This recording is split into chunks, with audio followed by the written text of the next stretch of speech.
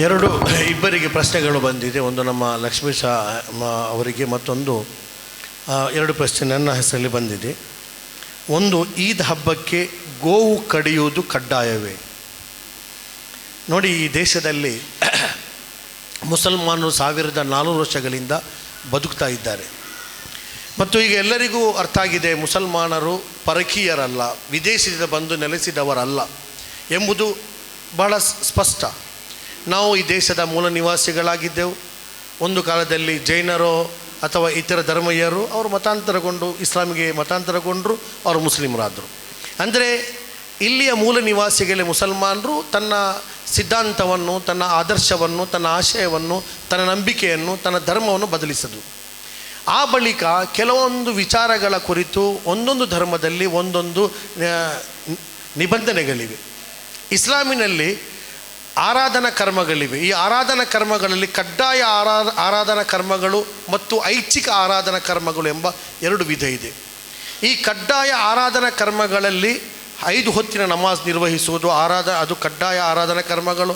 ರಂಜಾನ್ ಬಂದರೆ ಇಡೀ ತಿಂಗಳ ಉಪವಾಸವನ್ನು ಆಚರಿಸುವುದು, ಮತ್ತು ನಾನು ಧನಿಕನಾಗಿದ್ದರೆ 2.5% ಸಂಪತ್ತನ್ನು ಕಡ್ಡಾಯವಾಗಿ ಬಡವರಿಗೆ ಕೊಡುವುದು, ಮತ್ತು ನನ್ನಲ್ಲಿ ಸಾಮರ್ಥ್ಯ ಇದೆ ಮತ್ತು ನನ್ನಲ್ಲಿ ಸಂಪತ್ತಿದೆ ಎಂದಾದರೆ ನಾನು ಹಜ್ಗೆ ಹೋಗುವುದು.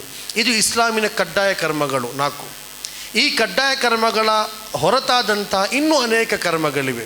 ನೋಡಿ, ಹೆಚ್ಚಿನವರಿಗೆ ಗೊತ್ತಿರುವುದಿಲ್ಲ, ಮುಸಲ್ಮಾನರಿಗೆ ಕೇವಲ 5 ಹೊತ್ತು ನಮಾಜ್ ಮಾತ್ರ ಇರುವುದಲ್ಲ, ಬದಲಾಗಿ ಮುಸಲ್ಮಾನರು 5 ಹೊತ್ತು ಅಲ್ಲದ ಅನೇಕ ಹೊತ್ತುಗಳಲ್ಲಿ ಕೂಡ ನಮಾಜ್ ನಿರ್ವಹಿಸುತ್ತಾರೆ. ಆದರೆ ಈ 5 ಹೊತ್ತು ನಮಾಜ್ ಇದು ಕಡ್ಡಾಯ ನಮಾಜ್, ಅವರು ನಿರ್ವಹಿಸಲೇಬೇಕಾದಂಥ ನಮಾಜ್. ಒಂದು ವೇಳೆ ಯಾರಾದರೂ ಈ ನಮಾಜ್ ನಿರ್ವಹಿಸಲಿಲ್ಲ ಎಂದಾದರೆ ಇಸ್ಲಾಮಿನ ಪ್ರಕಾರ ಆತ ಮುಸಲ್ಮಾನ ಅಲ್ಲ. ನಮಾಜ್ ಮಾಡದವನು ಇಸ್ಲಾಮಿ ಸಿದ್ಧಾಂತದ ಪ್ರಕಾರ, ಇಸ್ಲಾಮಿ ನಂಬಿಕೆಗಳ ಪ್ರಕಾರ ನಮಾಜ್ ಮಾಡದವನು ಮುಸಲ್ಮಾನ ಅಲ್ಲ. ಆತನ ಹೆಸರು ಮುಸ್ಲಿಂ ಇರಬಹುದು, ಆತನ ತಂದೆ ತಾಯಿ ಮುಸ್ಲಿಂ ಇರಬಹುದು, ಆತನ ರೇಷನ್ ಕಾರ್ಡಲ್ಲಿ ಜಾತಿ ಯಾವುದು ಕೇಳಿದರೆ ಮುಸ್ಲಿಂ ಹೇಳ್ತಾನೆ, ಧರ್ಮ ಕೇಳಿದರೆ ಇಸ್ಲಾಂ ಹೇಳುತ್ತಾನೆ. ಆದರೆ ಅಲ್ಲಾಹನ ದೃಷ್ಟಿಯಲ್ಲಿ, ಇಸ್ಲಾಮಿ ದೃಷ್ಟಿಯಲ್ಲಿ ನಮಾಜ್ ಮಾಡದ ವ್ಯಕ್ತಿ ಮುಸಲ್ಮಾನ ಅಲ್ಲ. ಆದರೆ ಈ 5 ಹೊತ್ತು ನಮಾಜಿಗೆ ಹೊರತಾದಂತಹ ಅನೇಕ ಸಂದರ್ಭಗಳಲ್ಲಿ ನಮಾಜ್ ನಿರ್ವಹಿಸುವುದು ಅದು ಐಚ್ಛಿಕ, ಬೇಕಾದರೆ ಮಾಡ್ಬೋದು, ಬಿಡ್ಬೋದು. ತ್ಯಾಗ ಬಲಿದಾನಗಳು, ಕುರ್ಬಾನಿ ಎಂಬ ಒಂದು ಆರಾಧನೆ ಇಸ್ಲಾಮಿನಲ್ಲಿ ಇದೆ. ಇಲ್ಲಿ ಕುರ್ಬಾನಿ ಮಾಡುವುದು ಸರ್ವ ಮುಸಲ್ಮಾನರ ಮೇಲೆ ಕಡ್ಡಾಯಗೊಳಿಸಲಾಗಿಲ್ಲ. ಯಾರಿಗೆ ಸಾಮರ್ಥ್ಯ ಇದೆ ಅವರು ಮಾತ್ರ ಅದು ಬಲಿ ಅರ್ಪಣೆ ಮಾಡಬೇಕು. ಮತ್ತು ಬಲಿ ಕೊಡುವುದು ಕೇವಲ ಇಸ್ಲಾಂ ಧರ್ಮದಲ್ಲಿ ಮಾತ್ರ ಇರುವುದಲ್ಲ, ಜಗತ್ತಿನ ಆಲ್ಮೋಸ್ಟ್ ಎಲ್ಲ ಧರ್ಮಗಳಲ್ಲಿ ಬಲಿ ಎಂಬ ಕಲ್ಪನೆ ಇದೆ, ಬಲಿ ಎಂಬ ಆರಾಧನೆ ಇದೆ, ಮತ್ತು ಬಲಿ ಅವರು ಅರ್ಪಿಸ್ತಾರೆ.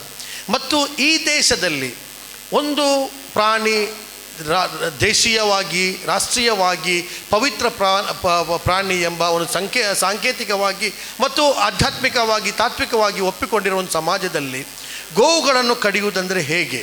ಈಗ ನೋಡಿ, 1964ರಲ್ಲಿ 1964ರಲ್ಲಿ ಕರ್ನಾಟಕ ಸರ್ಕಾರ ಒಂದು ಕಾನೂನು ಜಾರಿಗೊಳಿಸಿತು, ಗೋ ಹತ್ಯೆ ನಿಷೇಧ. ಈ ಗೋ ಹತ್ಯೆ ನಿಷೇಧದಲ್ಲಿ ಏನೆಲ್ಲ ಜಾರಿಗಿದೆ? ಈ ಗೋಹತ್ಯೆ ನಿಷೇಧದಲ್ಲಿ ಈಗ ಮಹಾರಾಷ್ಟ್ರದಲ್ಲಿ BJP ಸರ್ಕಾರ ಇದೆ, ಅಲ್ಲಿ ಗೋಹತ್ಯೆ ನಿಷೇಧ. ಆದರೆ ಗೋ ಮಾಂಸ ಭಕ್ಷ್ಯ ನಿಷೇಧ ಮಾಡಲಿಲ್ಲ ಅವರು. ಕರ್ನಾಟಕದಲ್ಲಿ ಗೋಹತ್ಯೆ ನಿಷೇಧ, ಗೋ ಮಾಂಸ ಭಕ್ಷ್ಯ ನಿಷೇಧ ಮಾಡಿಲ್ಲ. ಅಂದರೆ ಜನರಲ್ಲಿ ಇರುವಂತಹ ಅವರವರ ಆಹಾರ ಪದ್ಧತಿಗಳನ್ನು ಗೌರವಿಸಬೇಕೆಂಬ ಸಾಂವಿಧಾನಿಕವಾದ ಹಕ್ಕುಗಳನ್ನು ಕೊಡಲಾಗಿದೆ. ಆದರೆ ಇಸ್ಲಾಂ ನಮಗೆ ಬೋಧಿಸುತ್ತದೆ, ಒಬ್ಬನಿಗೆ ನೋವಾಗುವುದಾದರೆ ಆತನ ಮುಂದೆ ಆ ಕರ್ಮಗಳನ್ನು ಮಾಡಲೇಬಾರದು. ಪ್ರವಾದಿ ಮುಹಮ್ಮದ್ ಸಲ್ಲಲ್ಲಾಹು ಅಲೈಹಿ ವಸಲ್ಲಂ ಒಮ್ಮೆ ಹೇಳಿದರು, ನೀವು ನಿಮ್ಮ ಮಕ್ಕಳಿಗೆ ಸಿಹಿ ತಿಂಡಿಗಳನ್ನು ತರುವಾಗ ನಿಮ್ಮ ನೆರೆಯ ಮಕ್ಕಳಿಗೆ ಕೂಡ ಖರೀದಿಸಿ, ಅಲ್ಲಿ ಬಡ ಮಕ್ಕಳಿರುತ್ತಾರೆ. ಒಂದು ವೇಳೆ ನಿಮ್ಮಲ್ಲಿ ಅಷ್ಟು ಸಾಮರ್ಥ್ಯ ಇಲ್ಲೆಂದಾದರೆ ನೀವು ತಿಂದಂತಹ ಸಿಪ್ಪೆಗಳನ್ನು ಹೊರಗೆಸೆಯಬೇಡಿರಿ. ಯಾಕೆಂದರೆ ಸುಪ್ರಭಾತದಲ್ಲಿ ಆ ಸಿಪ್ಪೆಗಳನ್ನು ಕಂಡಾಗ ಆ ಮಕ್ಕಳು ರೋಧಿಸುತ್ತಾರೆ, ಅಳುತ್ತಾರೆ, ಕೂಗುತ್ತಾರೆ. ಈ ರೋದನ ನನಗೆ ಇಷ್ಟವಿಲ್ಲ ಎಂದು ಪ್ರವಾದಿ ಸಲ್ಲಲ್ಲಾಹು ಅಲೈಹಿ ವಸಲ್ಲಂ ಬೋಧಿಸುತ್ತಾರೆ.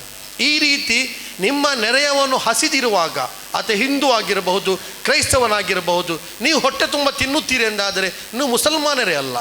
ಈ ರೀತಿಯ ಮಾನವೀಯ ಸಂದೇಶಗಳನ್ನೊಳಗೊಂಡ ಸಂದೇಶವನ್ನು ಪ್ರವಾದಿ ಕೊಟ್ಟಿದ್ದಾರೆ.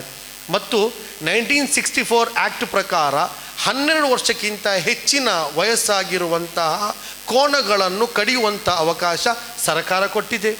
ಅಂತಹ ಕೋಣಗಳನ್ನು ಮತ್ತು ಹೆಚ್ಚಾಗಿ ಮುಸಲ್ಮಾನರು ಹಾಲು ಕೊಡುವಂಥ ದನವನ್ನು ಕತ್ತರಿಸುವುದಿಲ್ಲ, ಜಿಬಾ ಮಾಡುವುದಿಲ್ಲ. ಹೆಚ್ಚಿನವರಿಗೆ ಗೊತ್ತಿಲ್ಲ, ಹಾಲು ನೀಡುವಂತಹ ದನಗಳನ್ನು ಮುಸಲ್ಮಾನರು ಕೊಯ್ಯುವುದಿಲ್ಲ, ಜುಬಾ ಮಾಡುವುದಿಲ್ಲ. ಯಾಕೆಂದರೆ ಸಂತಾನ ಹರಣವನ್ನು ಮಾಡಬಾರದೆಂಬ ಆದೇಶ ಇಸ್ಲಾಮಿನಲ್ಲೇ ಇದೆ. ಆದ್ದರಿಂದ ಈ ವಿಚಾರದಲ್ಲಿ ಇದೊಂದು ಬಲಿ ಅರ್ಪಣೆ ಮಾಡುವುದು ಎಲ್ಲರಿಗೂ ಕಡ್ಡಾಯವಲ್ಲ. ಸಾಮರ್ಥ್ಯ ಇರುವಂಥ ಶ್ರೀಮಂತರು ಮಾತ್ರ ಮಾಡಬೇಕಾದದ್ದು. ಮತ್ತು ಅನೇಕ ಆಪ್ಷನ್ಸ್ಗಳಿವೆ. ಒಂಟೆ ಮಾಡಬಹುದು, ಎಮ್ಮೆ ಮಾಡಬಹುದು, ಎತ್ತು ಮಾಡಬಹುದು, ಕುರಿಗಳನ್ನು ಮಾಡಬಹುದು, ಆಡುಗಳನ್ನು ಮಾಡಬಹುದು. ಈ ದೇಶಾದ್ಯಂತ ನೋಡಿ, ಮೊನ್ನೆ ಸುಪ್ರೀಂ ಕೋರ್ಟಲ್ಲಿ ನಾಯಿಗಳ ಹಾವಳಿ ಜಾಸ್ತಿಯಾದಾಗ ಅದಕ್ಕೆ ತಕ್ಕುದಾದಂಥ ವ್ಯವಸ್ಥೆ ಮಾಡಬೇಕೆಂಬ ಆದೇಶ ಕೊಟ್ಟಾಗ ಇಡೀ ಪ್ರಾಣಿ ದಯಾ ಸಂಘ ಬೀದಿಗಿಳಿಯಿತು. ಆದರೆ ಅದೆಷ್ಟೋ ಲಕ್ಷದಷ್ಟು ಕುರಿಗಳನ್ನು ಬಲಿ ಹೆಸರಲ್ಲಿ ಅರ್ಪಿಸುತ್ತಾರೆ. ಯಾವ ಪ್ರಾಣಿ ದಯಾ ಸಂಘ ಕೂಡ ಮುಂದಕ್ಕೆ ಬರುವುದಿಲ್ಲ. ಅಂದರೆ ಅದೊಂದು ಆರಾಧನಾ ಕರ್ಮಗಳನ್ನು ಆರಾಧನಾ ಕರ್ಮವಾಗಿ ನೋಡಬೇಕೇ ಹೊರತು ಅದನ್ನು ವಿದ್ವೇಷದ ರೂಪದಲ್ಲಿ ನೋಡಬಾರದು. ಹೀಗೆ ದ್ವೇಷ ಸೃಷ್ಟಿಯಾಗುವ ಸಂದರ್ಭ ಬರುವುದಾದರೆ ಅದರಿಂದ ದೂರ ಸರಿಯುವುದೇ ಇಸ್ಲಾಮಿನ ಪಾಠ.